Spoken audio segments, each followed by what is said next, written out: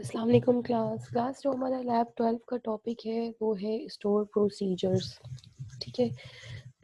Store procedures के हमारे पास different types होते हैं जिसमें पैरामीटर लेस और पैरामीटराइज्ड स्टोर प्रोसीजर्स आ जाते हैं। लेकिन सबसे पहले हमें ये देखना पड़ेगा कि स्टोर प्रोसीजर्स होते क्या है। तो हम लोगों ने व्यूज़ पढ़े थे, अगर आप लोगों को प्रीवियस लैब में से याद हो तो हमने लैब नंबर 8 या 9 के अंदर व्यूज़ पढ़े थे। हम लोग ने कहा था कि बेसिकली व्यूज़ क्या करते हैं, व्यूज़ अपने अंदर क्यूरीज को स्टोर कर लेते हैं। ठीक है, एक विंडो होती है तक हम उसे अगर नॉर्मली हम बात करें, अगर एग्जांपल ले रहे थे तो स्टोर प्रोसीजर्स भी व्यूज़ की तरह ही होते हैं। ठीक है, वही काम करते हैं जो व्यूज़ कर रहे होते हैं। लेकिन स्टोर प्रोसीजर हमारे अपने अंदर जो है ना, मल्टीपल क्यूरीज को, मल्टीपल कर्सर्स को, मल्टीपल प्रोग्रामिंग लॉजिक्स को स्टोर कर सकते हैं। ठीक है, मल्टीपल क्यूरीज को आप कह लें कि स्टोर कर सकते हैं स्टोर प्रोसीजर, और मल्टीपल कर्सर्स को भी अपने अंदर स्टोर कर सकते हैं, मल्टीपल प्रोग्रामिंग लॉजिक्स को भी स्टोर कर सकते हैं। लेकिन व्यूज़ के अंदर हम बात जब व्यूज़ की करते हैं तो व्यूज़ क्या होते हैं, व्यू सिर्फ एक क्यूरी स्टोर करता है और अकॉर्डिंग टू पैरामीटर काम कर सकते हैं, आर्ग्यूमेंट्स भी भेज सकते हैं हम स्टोर प्रोसीजर्स के अंदर। तो व्यूज़ में ऐसा कुछ नहीं होता, व्यूज़ में हम पैरामीटर्स भी नहीं भेज सकते, अकॉर्डिंग टू पैरामीटर्स काम नहीं करवा सकते, आर्ग्यूमेंट्स वगैरह कुछ भी नहीं भेज सकते ना। तो ये तो डिफरेंस क्रिएट हो गया स्टोर प्रोसीजर और व्यूज़ के अंदर। अब हम देखते हैं कि प्रोसीजर क्या होता है। प्रोसीजर एक रीयूजेबल बॉडी है और इसके अंदर हम तमाम ऑब्जेक्ट्स रख सकते हैं। प्रोसीजर्स के लिए ज़रूरी नहीं है कि वो वैल्यू रिटर्न करे। प्रोसीजर वैल्यू रिटर्न कर भी सकता है और नहीं भी कर सकता। ठीक है। अगर उसने वैल्यू रिटर्न नहीं की तो कोई इशू नहीं है इसमें। There are some types of procedures जो मैं आपको पहले बता चुकी हूँ। प्रोसीजर्स पैरामीटर लेस भी हो सकते हैं और प्रोसीजर जो है वो पैरामीटराइज्ड भी हो सकते हैं। अब पैरामीटराइज्ड प्रोसीजर के अंदर हमारे पास इनपुट मोड और इनपुट पैरामीटर मोड और आउटपुट पैरामीटर मोड आ जाता है। वो सब अभी हम देखेंगे। तो ये सब प्रोग्राम्स होते हैं। ठीक है, सब प्रोग्राम्स अगर हम इन्हें कहा जाए तो ये गलत नहीं है कि प्रोसीजर्स हमारे अंदर बेसिकली जो हमारे प्रोग्राम के अंदर एक सब प्रोग्राम है तो इन्हें सब प्रोग्राम कहलाता है। ठीक है, प्रोसीजर अगर हम कहें, अगर हम प्रोसीजर के अंदर आर्ग्यूमेंट्स की बात करते हैं ना, तो उसमें दो मोड्स आ जाते हैं। एक आता है इनपुट मोड और एक आता है आउटपुट मोड। ठीक है, प्रोसीजर जो वैल्यू रिटर्न करता है ना, वो आउटपुट मोड के थ्रू करता है, यानी आउट मोड के थ्रू कर रहा होता है। और जिस पैरामीटर का मोड आउट सेट किया जाएगा, यानी कि वो रिटर्न में चली जाएगी वैल्यू। आप लोग जब नॉर्मल प्रोग्रामिंग करते हैं तो उसमें आप क्या करते हैं, आप अपना एक बनाते हैं, फंक्शन बनाते हैं। ठीक है, लेट्स सपोज एक फंक्शन बनाया आपने, वॉइड ऐड वॉइड। तो इसका क्या मतलब हुआ, इस फंक्शन का मतलब ये हुआ कि ये ना ही कोई पैरामीटर्स ले रहा है, हम ना इसमें कोई आर्ग्यूमेंट्स पास करा रहे हैं, और ना ही ये फंक्शन कोई वैल्यू रिटर्न कर रहा है। ऐसा ही होता है ना, void addition void. Let's suppose ये फंक्शन आपने बनाया, तो इसका मतलब ये है कि ना ये कोई वैल्यू रिटर्न कर रहा है और ना ही इसके अंदर हम कोई आर्ग्यूमेंट पास करा रहे हैं। इसी तरह अगर हम प्रोसीजर्स की बात करें तो प्रोसीजर्स में भी हमारे पास दो तरह के प्रोसीजर्स बनते हैं। एक वो प्रोसीजर्स होते हैं जो पैरामीटर पास करवा सकते हैं जिसके अंदर हम, और एक वो प्रोसीजर्स होते हैं जिसके अंदर हम पैरामीटर्स पास नहीं करवाते। तो अब हम जब प्रोसीजर्स क्रिएट करते हैं ना, तो हम उसको उसमें जो है ना हम अपने वेरिएबल का ना मोड सेट करते हैं कि वो आउट मोड पर है या इन मोड पर है। अगर वो आउट मोड पर होता है, अगर वो आउट मोड पर सेट किया हुआ है हमने, तो इसका मतलब ये है कि वो रिटर्निंग वेरिएबल है, वो वैल्यू रिटर्न होगी हमें। और अगर हमने उसका मोड इन सेट किया हुआ है तो उसका ये मतलब होता है कि ये हमें अपनी ये वैल्यू जो है हमसे ले रहा है। ठीक है। अच्छा, आउट पैरामीटर के लिए वेरिएबल डिक्लेयर करने की ज़रूरत नहीं होती, क्योंकि जो वैल्यू आएगी वो कहीं स्टोर होगी, तो उसके लिए हम, बल्कि हमें आउट वेरिएबल के लिए वेरिएबल डिक्लेयर करने की हमें ज़रूरत होती है। इसमें हम जब रिटर्न कराते थे ना, उसकी बात कर रही थी, सॉरी मैं प्रोग्रामिंग की बात कर रही थी कि हमें उसमें वेरिएबल डिक्लेयर करने की ज़रूरत नहीं होती थी, ठीक है? रिटर्न के लिए रिटर्न 0 करा दिया, रिटर्न A करा दिया, रिटर्न कुछ भी हम वेरिएबल रिटर्न, लेकिन यहाँ पर हम अपना वेरिएबल जो है वो डिक्लेयर करते हैं, लेकिन उसका मोड सेट करते हैं, हम उसका मोड सेट करते हैं आउट। तो अभी हम क्या करेंगे, हम दोनों एग्जांपल्स देख लेते हैं। सबसे पहले इन मोड पैरामीटराइज्ड की और पैरामीटरलेस दोनों की देख लेते हैं, उसके बाद फिर हमने टास्क देखते हैं। यहाँ पर आप देखिए, यहाँ पर आपने क्या किया, जैसे आप पहले किया करते थे क्रिएट और रीप्लेस व्यूज, इसी तरह से अब आपने क्या किया, क्रिएट और रीप्लेस प्रोसीजर। अब प्रोसीजर का कीवर्ड यूज करेंगे इंस्टेड ऑफ व्यूज, और ये आपने प्रोसीजर का नाम रख दिया डिस्प्ले। मैं थोड़ा सा स्क्रीन को, ये देखिए आपने नाम रख दिया डिस्प्ले। अच्छा, रीप्लेस का क्या मतलब है? रिप्लेस हम क्यों लिख रहे हैं यहाँ पर? हम रिप्लेस इसलिए लिख रहे हैं क्लास कि क्रिएट तो समझ में आता है, ठीक है? हमने क्रिएट क्यों किया? क्रिएट हम ऑब्वियसली किसी ना किसी प्रोसीजर को जब हम क्रिएट करवा रहे हैं, तो हम अपने प्रोसीजर को ऑब्वियसली, तो हमें जो है ना रिप्लेस इसलिए हम करते हैं कि हमें एम्बिग्यूटी नहीं चाहिए होती, ठीक है? हमें रेप्लिकेशन, अब क्या होगा, ये जो है ना अपने मेमोरी में सेव हो रहा होता है। तो जब हम एक ही नाम से, जैसे लेट्स सपोज मैंने डिस्प्ले यहाँ पर आपको एग्जांपल में दिखाया है, एक डिस्प्ले प्रोसीजर बना हुआ है। अगर आपने पहले से एक प्रोसीजर बनाया हुआ होगा डिस्प्ले, और आपने रिप्लेस का कीवर्ड यूज़ नहीं किया, सिर्फ क्रिएट किया वापस डिस्प्ले को, तो अब क्या होगा, ये वाला आपके पास एरर आ जाएगा कि डिस्प्ले आपके पास ऑलरेडी एग्जिस्ट करता है और ये उसे ओवरराइड नहीं करेगा। तो हम रिप्लेस का कीवर्ड इसलिए यूज़ करते हैं कि अगर ऑलरेडी कोई डिस्प्ले बना हुआ है, हमने ऑलरेडी कोई डिस्प्ले बनाया है, तो ये उसे रिप्लेस कर दे, ठीक है, ओवरराइड हो जाए। तो इसलिए हम ये काम करें। अब क्या हुआ, क्रिएट और रिप्लेस प्रोसीजर, ये हमारे कीवर्ड्स यूज हुए थे सारे। अब हमने कहा डिस्प्ले के नाम से बनाइए प्रोसीजर, इसे मैं रेड कलर कर देती हूँ ताकि आप लोगों को सही पता चले। ये डिस्प्ले का एक हमने प्रोसीजर क्रिएट किया इज। अब हमने कर्सर यूज किया, मैंने कहा था अपने अंदर ये कर्सर्स को भी स्टोर करवा लेते हैं। कर्सर एम्प्लॉय इज, वही कर्सर का आपने लिख दिया code. Cursor employee is select employee name, department number, salary from employee where department number equals to 10। अब हमने क्या किया, एम्प्लॉय रैक के नाम से एक रो टाइप का कर्स वो बना लिया, वेरिएबल डिक्लेयर करा दिया, ठीक है? अब क्या किया हमने, बिगिन ओपन एम्प्लॉय फेच किया, ये कर्सर का काम हो रहा है सारा। ये सब काम अब हम कर्सर का किसके थ्रू करवा रहे हैं, प्रोसीजर के थ्रू। ये हो गया, फिर उसके बाद एंड लूप और एंड, सही। अब ये एक प्रोसीजर क्रिएट हो गया। अब हम इस सब प्रोग्राम के थ्रू एग्जीक्यूट कर सकते हैं, हम ये सब अपनी ये वाली क्यूरीज को, जो हमने अभी ये क्यूरीज बनाई हैं, हम इनको अपने इस प्रोसीजर के थ्रू एग्जीक्यूट कर सकते हैं। और ठीक है, अच्छा अब मैं आपको एग्जांपल दे रही हूँ।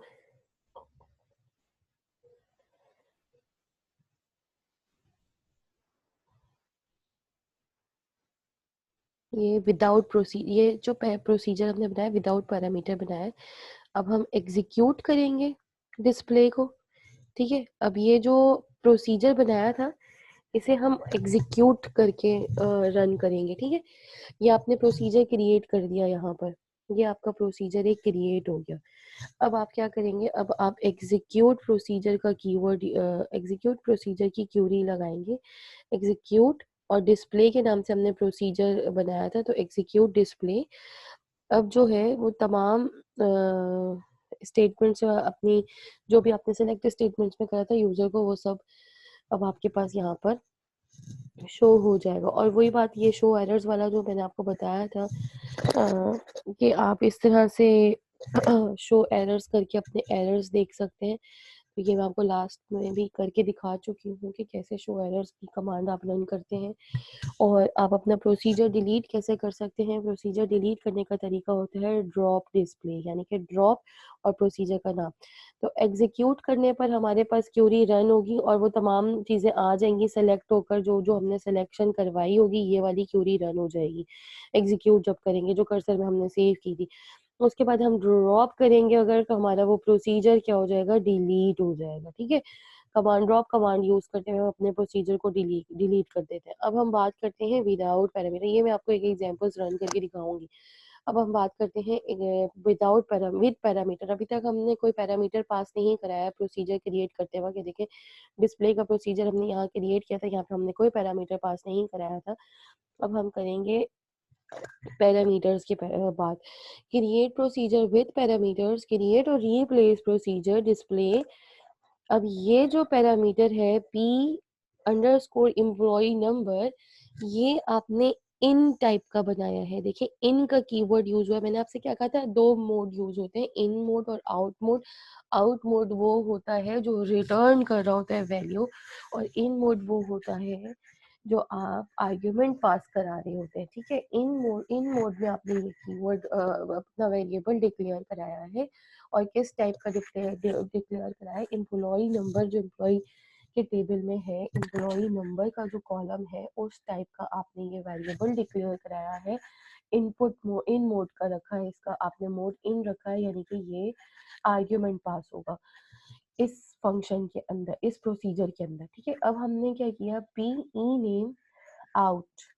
अब ये आउट जो है ये आउट मोड का है, ये रिटर्न करेगा क्या, एम्प्लॉय नेम का इसका टाइप रखा, यानी कि कोई ना कोई एम्प्लॉय नेम रिटर्न करा होगा, ये डिपार्टमेंट नंबर रिटर्न करा होगा और ये सैलरी रिटर्न करा होगा। तो 3 पैरामीटर यहाँ पर आपने डिक्लेयर कराए हैं जिनका मोड आपने आउट रखा है, और एक पैरामीटर आपने पी अंडरस्कोर एम्प्लॉय नंबर का डिक्लेयर कराया, उसका नाम आपने, उसका मोड आपने इन रखा है।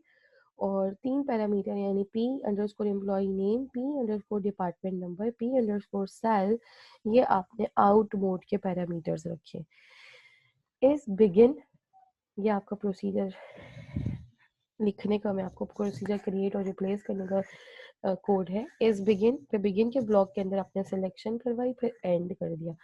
अब आप कॉल करेंगे प्रोसीजर को, कैसे करेंगे, वही एग्जीक्यूट डिस्प्ले जो आपका कॉल का प्रोसीजर कॉल करने का तरीका था आपका, और कॉल करेंगे। और कॉल करने के लिए इसमें आप हम इस अच्छा अभी सॉरी ये पैरामीटर्स वाला है, तो इसको आप एग्जीक्यूट करके सिंपली कॉल नहीं कर सकते। आप इसको कॉल किस तरह से करेंगे, डिक्लेयर, और ये आपने एक रो टाइप का पैरामीटर करवा दिया डिक्लेयर, और उसको आप कॉल करने का ये तरीका है कि डिस्प्ले आपने कॉल किया प्रोसीजर जो आपने बनाया था, अब उसमें आपने पैरामीटर पास कराया सबसे पहले 7788, ये आर्ग्यूमेंट चला जाएगा कहाँ, आपके एम्प्लॉय नंबर के अंदर। फिर एम्प रैक से आपने नेम, एम्प रैक से आपने डिपार्टमेंट नंबर, और एम रैक से आपने सैलरी कॉल करवा दिया। ठीक है, यानी कि आपने जो आर्ग्यूमेंट पास किया है वो आपने पास करवा दिया अपने इन मोड के अंदर, और बाकी आउट मोड आपने कॉल करवाया है टेबल में से एम्प्लॉय के, और आपने डिस्प्ले करवा दिया। तो इस तरह से ये आपका पैरामीटर वाला जो प्रोसीजर है वो कॉल होता है, और इस तरह से वो क्रिएट होता है। This is the procedure to create store procedure in Oracle with parameter. This is a parameterized procedure, and this is the procedure, this is the way to call it with passing arguments and returning values. ठीक है, तो जो value return होगी वो table से return हो रही है, तो आपने एक रो टाइप का पैरामीटर बना के और कॉल करवाना है टेबल से उन वैल्यूज को, और डिस्प्ले करवाना है, ये डिस्प्ले करवा रहे हैं आप। ये तो मैं आपको कितनी दफ़ा बता चुकी हूँ। dbms डॉट अंडरस्कोर आउटपुट का पैकेज है जो पुट लाइन का फंक्शन कॉल कर रहा है। पुट लाइन का फंक्शन डिस्प्ले करने के लिए यूज होता है, किस लिए यूज होता है, स्ट्रिंग्स के लिए यूज होता है। तो ये सब आपको ऑलरेडी पता है कि कॉन्कैट किया हुआ है हमने ये स्ट्रिंग्स को इसके अंदर, इस तरह से हम कॉन्कैट करते हैं ओरेकल में। आई होप आपको प्रोसीजर्स का पता चल गया होगा कि स्टोर प्रोसीजर्स होते क्या हैं। 2 तरह के स्टोर प्रोसीजर्स होते हैं, एक विदाउट पैरामीटर्स को हम सिंपली एग्जीक्यूट करवा देते हैं। इस तरह से एग्जीक्यूट डिस्प्ले करेंगे तो हमारे पास विदाउट पैरामीटर रन करेगा, और हम जो पैरामीटराइज्ड प्रोसीजर्स होते हैं उनको हम कॉल करवाते हैं। ठीक है क्लास, ये तो हो गया हमारा टॉपिक पैरामीटर वो उसका प्रोसीजर्स का। अब हम देख लेते हैं टास्क अपने। सबसे पहले हमारे पास एक टास्क है, create a store procedure display without parameter. The procedure must display employee number, employee name and salary of all the employees of department. And display procedure must be called from PLSQL anonymous block. PLSQL anonymous block किसको कह रहे हैं हम? Declare को। ठीक है, begin को। Create a store procedure display two with parameters, ऊपर था विदाउट पैरामीटर्स, नीचे with. It must take department number as an input and must return the department name and total salary of the input department number. Display to procedure must be called from PLSQL anonymous block. ठीक है, अब हम ये देख लेते हैं कि हमने ये किस तरह से काम किया है।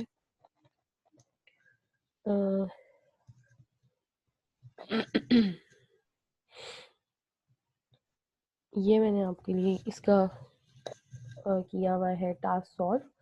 टास्क 3 मैं आपको नहीं दिखाऊंगी, इसलिए क्योंकि टास्क 3 आप खुद सॉल्व करेंगे। टास्क 3 में हमारे पास है क्या, आपको एक डिस्प्ले 3 के साथ विद पैरामीटर्स का एक बनाना है, और सैलरी प्लस कमीशन डिस्प्ले कराना है। ठीक है, वही वही काम आपने करना है जो आप पहले भी कर चुके हैं, लेकिन अब आपको स्टोर प्रोसीजर के साथ करना है। अच्छा, ये आपने क्या किया, क्रिएट और replace procedure display is cursor my cur, मैंने अपने कर्सर का नाम लिया है।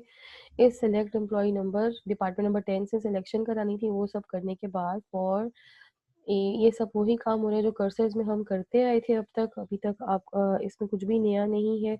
इस प्रोसीजर को आप प्रोसीजर को क्रिएट करने के बाद आप सिंपली यही वाली क्यूरी सारी लिखिएगा, और क्रिएट करने के बाद एग्जीक्यूट डिस्प्ले टू करेंगे तो ये प्रोसीजर आपका एग्जीक्यूट हो जाएगा। सर्वर ऑन करना ज़रूरी है। अच्छा, ये एक और प्रोसीजर है माई डिस्प्ले, जिसके अंदर हमने इनपुट लिया है डिपार्टमेंट नंबर को, और आउटपुट वो 3 दे दिए हैं, डिपार्टमेंट नेम, सैलरी, और एक और क्या था, मैंने तो दोनों सैलरी दिए हुए,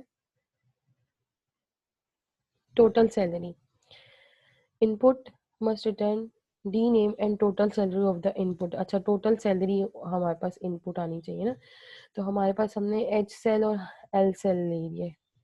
ठीक है, और उसके बाद हमने हेजल एंड लीजल वाला कॉन्सेप्ट आ गया यहाँ पर, मैक्सिमम और मिनिमम वाला। कर्सर आपने बनाया है क्यूरा, और select D name, D max, E sal और max sal min E sal as min sal from employ E और डिपार्टमेंट डी। ये आपने क्यूरी लिखी है, सिलेक्शन की, ग्रुप बाय करवाया, ये सब काम आप करवा चुके हैं पहले। अब आप प्रोसीजर के अंदर सिंपली करवा रहे हैं, तो आई होप इसमें आपको कोई मसला नहीं होगा। और आपने कर्सर ए बनाया और ये कर्सर बी बनाया है। आपको मैंने कहा था कि आप प्रोसीजर के अंदर जितने कर्सर भी स्टोर करवाना चाहे स्टोर करवा सकते हैं। आपने ओपन किया कर्सर ए को, फिर ओपन किया कर्सर बी को, फिर क्लोज भी आप इसी तरह से करेंगे। क्लोज आपने कर्सर ए किया, कर्सर बी किया, और नॉट फाउंड, और ये आपने अपनी क्यूरी रन की। अच्छा, ज़रूरी नहीं है जो क्यूरी जो लॉजिक मैंने यूज़ किए हुए आप लोग उसी लॉजिक से काम करें, आप अपनी लॉजिक यूज़ कर सकते हैं। ठीक है, ये आपका प्रोसीजर क्रिएट हो गया। अच्छा, ये प्रोसीजर तो क्रिएट ऐसे हुआ है, उसके बाद आपने क्या करना है,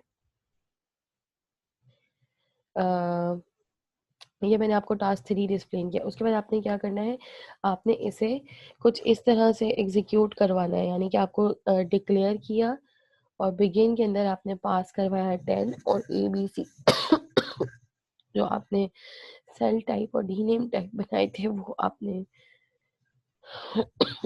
पास करवाए, और ये आपने इन्हें डिस्प्ले करा दिया। ये टास्क नंबर 3 मैंने आपको एक्सप्लेन किया है। ठीक है, टास्क नंबर 3 में हमारे पास हाईएस्ट एंड स्मॉलेस्ट सैलरीज आपको डिस्प्ले करानी थी। ये टास्क नंबर 3 हो गया आपका। और यहाँ पर आपने जो टास्क नंबर 2 किया है वो ये है, और टास्क नंबर 2 भी आपको एग्जीक्यूट कराने के लिए है, कुछ इसी तरह से एनोनिमस ब्लॉक से एग्जीक्यूशन करानी पड़ेगी। टास्क नंबर 2 भी आपका एग्जीक्यूट डिस्प्ले 2 करके एग्जीक्यूट नहीं होगा। ये याद रखिएगा। क्यों? क्योंकि ये पैरामीटर्स है। तो अब मैंने आपको तीनों टास्क बता दिए हैं।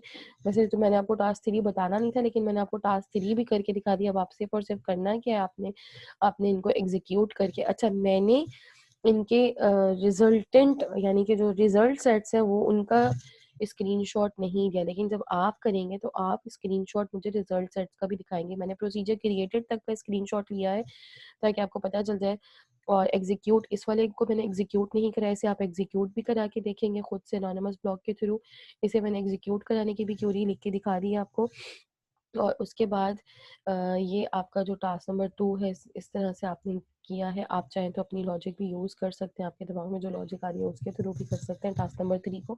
तो उसके बाद आपने क्या करना है, एग्ज़ीक्यूट कुछ इस तरह से कराएँगे आप अपने प्रोसीजर को, और उसके बाद आपने जो आपकी जो रिज़ल्ट सेट्स होंगे, जो आपके वैल्यूज़ एक्सट्रैक्ट होकर आ रही होंगी टेबल से, जो डेटा रिट्रीव होकर आ रहा होगा, वो भी आपने यहाँ पर स्क्रीनशॉट लगाना है, ठीक है?